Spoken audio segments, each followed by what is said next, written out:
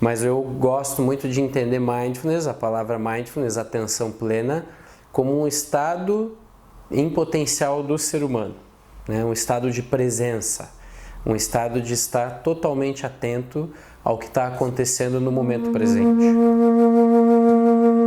Quando a gente fala de mindfulness, a gente vai estar falando também dos programas e das técnicas para que esse estado psicológico de atenção plena no momento presente, ele seja estimulado para que as pessoas possam ativar esse processo com mais facilidade e em todos os momentos da vida dela, né? Então, isso, claro, tem um motivo, tem um porquê, que é a diminuição do sofrimento, que é a diminuição da ansiedade, a diminuição dos estados emocionais que nos dominam e que às vezes nos arrastam para situações em que a gente sofre.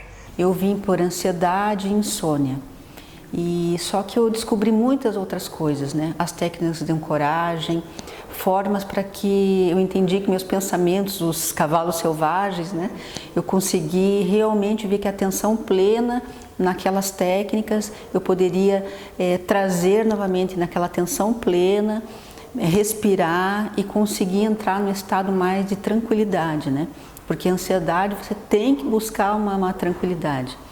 E eu tenho percebido assim no decorrer das 8 semanas a tomada de consciência, né? Essa busca de autoconhecimento. O estado de atenção plena, né? Que mindfulness significa, atenção plena tem sido traduzido dessa forma, é um estado psíquico, né? Um estado mental, emocional, em que ele está além de qualquer técnica de meditação, né? Seria o fruto da própria meditação. É uma forma de você viver melhor, mais leve, sem querer que tudo aconteça muito rápido, é ter tempo, dar tempo ao tempo para que as coisas aconteçam. E isso tudo é controle da mente.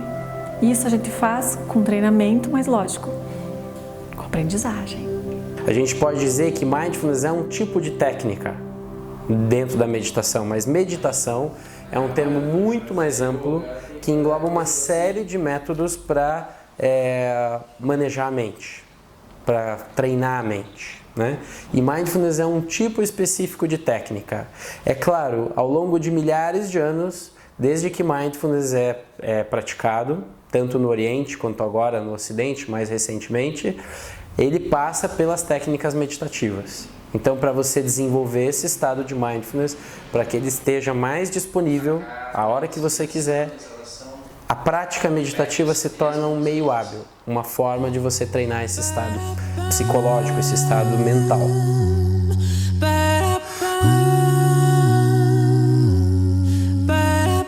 De qualquer forma, as origens de mindfulness remontam a milhares de anos, né? Ele está muito embasado nas práticas orientais, né? E essa jornada interior que os orientais já têm ao longo de milhares de anos já construída. Então a gente também não pode achar que mindfulness é uma invenção ocidental e não tem nenhuma relação com as práticas meditativas orientais. É claro que tem. As origens, em geral, elas estão muito focadas no hinduísmo, mas principalmente nas técnicas do budismo, porque no budismo o estado de atenção plena ele é um estado muito enfatizado no treinamento da mente. Só que a gente está falando de uma técnica também que foi adaptada dentro de um contexto ocidental de uma forma laica. O que isso significa?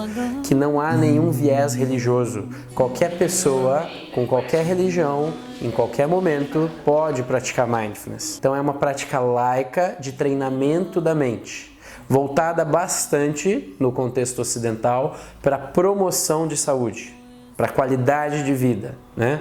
Para manejo de estresse, para manejo de ansiedade, depressão, de estados emocionais que fazem a gente sofrer. Algumas contraindicações do programa estão relacionadas às vezes a estados mentais agudos, né? em que a pessoa está com muita dificuldade, né, de parar quieta, de perceber seu corpo. Eu digo às vezes transtornos do pânico ou depressões muito graves ou estados de psicose, né, então esquizofrenia e transtorno bipolar, em que a pessoa está numa fase mais maníaca, né, com transtornos dessa forma. Então, nesses casos, é melhor que ela primeiro faça um tratamento médico, se equilibre para depois fazer o programa.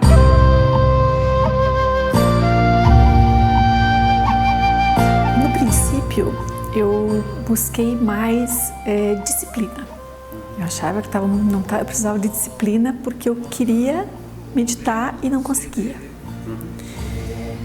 Mas ao longo do curso eu descobri que isso era o menos importante. Foi o menos importante na realidade, porque eu aprendi muitas outras coisas além da disciplina. Eu aprendi a ficar mais leve, a controlar minha ansiedade, a não me preocupar tanto com as coisas, a olhar as pessoas com mais amorosidade. Quando a gente fala de benefícios de mindfulness, na ciência, né, ao longo dessas últimas décadas, tem sido muito estudado nos centros, em várias universidades do mundo inteiro, né, tanto nos Estados Unidos, na Inglaterra, agora tem estudos também aqui no Brasil. O que vem sendo mostrado através dessas intervenções baseadas em mindfulness, que a gente chama, que existem milhares de benefícios, tanto em nível psicológico, mental, quanto em nível físico. Né? Então a gente vai perceber que mindfulness foi efetivo em evitar recaídas de depressão, porque esse tema é um tema importante. As pessoas que têm depressão têm uma chance, depressão moderada ou grave, elas têm uma chance considerável de ter recaídas, né, ao longo dos tratamentos, com os tratamentos convencionais, baseados em farmacologia, baseados em medicação. Com o mindfulness a gente percebeu que as recaídas diminuem muito. Então, ele é uma técnica, é uma intervenção que ela é efetiva para a depressão, bem como para a ansiedade, né? A gente tem esse estilo de vida hoje atual de muita aceleração, muitas tarefas. Essa forma de trabalhar muitas vezes sobrecarrega, né, nossa mente, nosso estado emocional e, consequentemente, o nosso corpo começa a manifestar vários sintomas. Talvez um deles maior hoje são os transtornos do pânico, os transtornos de ansiedade, muito intensa. Então, mindfulness também é interessante e tem benefícios, né, na ciência para esse tipo de questão. Mas se a gente for abranger, os estudos mostram que mindfulness ele diminui os processos inflamatórios do organismo inteiro, diminui uma série de marcadores relacionados à inflamação.